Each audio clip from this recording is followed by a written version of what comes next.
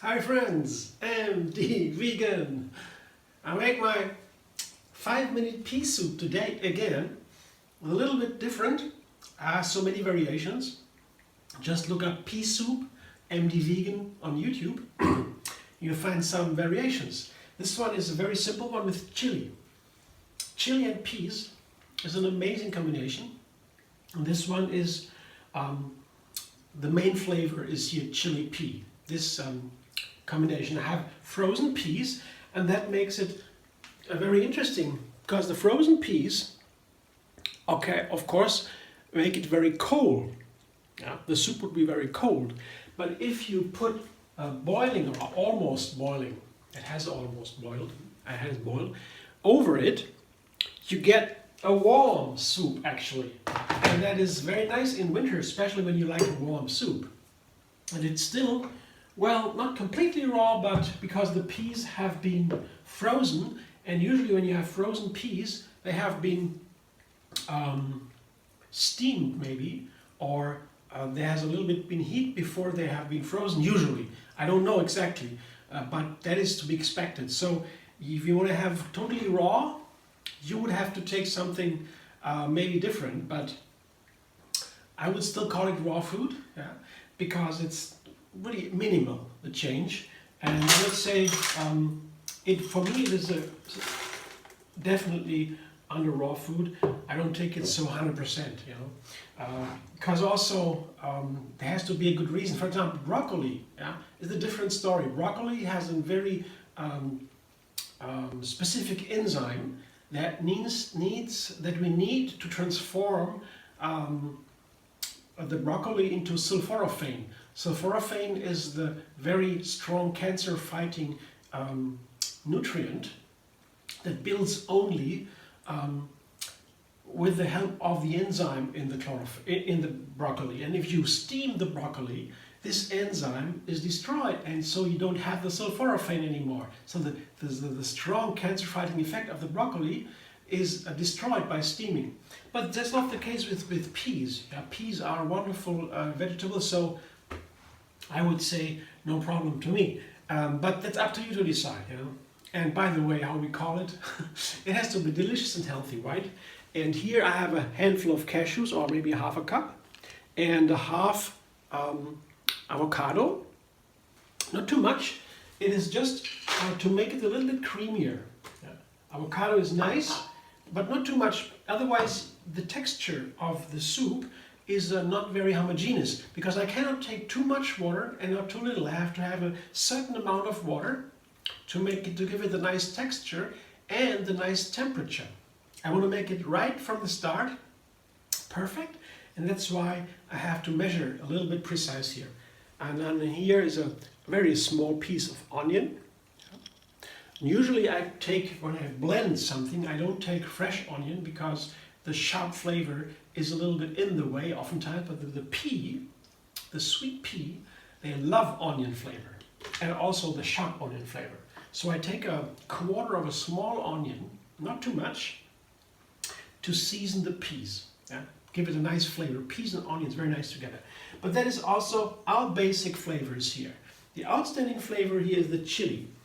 Another basic here is pepper and salt. I have a teaspoon of Himalayan salt and a half a teaspoon only of the black pepper, maybe a little less. That's not a half teaspoon, that's a little less.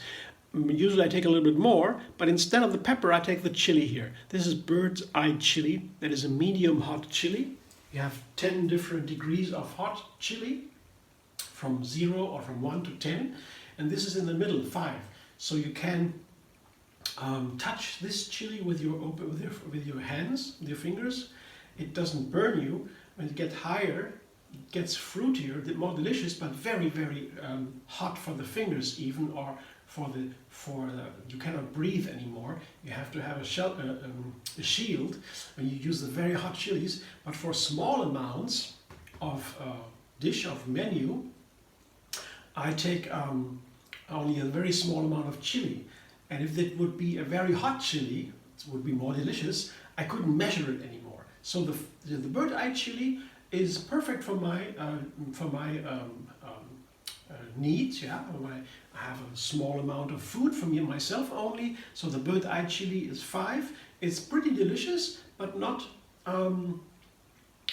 too dangerous, let's say. Chili can be dangerous. So I have a very small amount of the bird-eye chili here, and that will give the chili flavor to the pea, to the sweet pea. Let's see how much water now. And you see this is the blender, has been filled until here, and usually I put it a centimeter above. You know, the boiled water has been boiled 5 minutes ago or so. If it's a centimeter above, usually, above the peas here, it should be the right amount. And when I blend it now, it should be the right texture and the right temperature. A nice warm soup. That is perfect. Blender dance.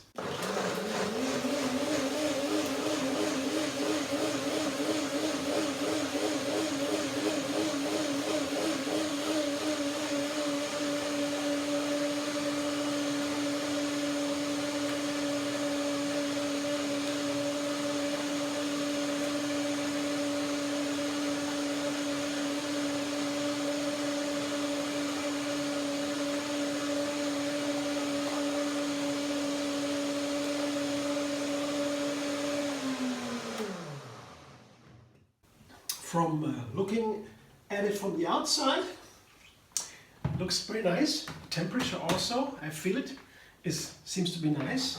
The texture, very nice. Now I have to taste it, if it's really nice. Yeah, texture is okay. It's a creamy pea soup. A nice creamy texture, homogeneous if I wanted. Not too much avocado, as I said. Now the flavor check.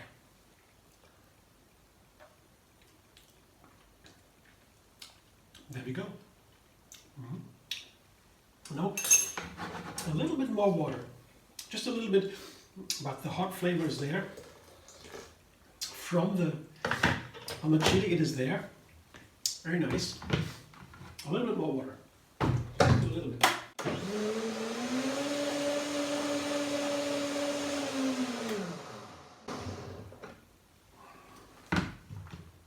I love my pea soup. In 5 minutes, you have a warm soup.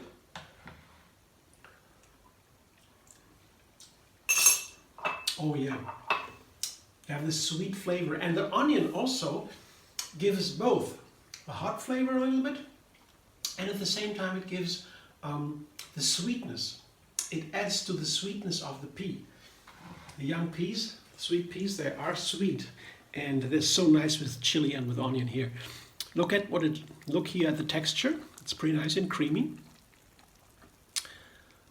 And it's pretty filling. Just 1.5 cups of peas or so.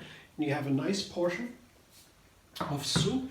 And I can decorate, put some avocado pieces on top, maybe some salt crystals or so. Yeah, anything you like. Just enjoy. I will eat it soon. It's warm. I don't want to have it cold, but if it gets cold, I could just put it on the stove for a moment to make it warmer, or blend a little longer, then it gets warmer too. That's not a problem. Kindly enjoy. Thanks for watching. If you like and subscribe. MD Vegan on YouTube. Have another recipe every single day, and find me on Facebook, Instagram, Pinterest, and Twitter.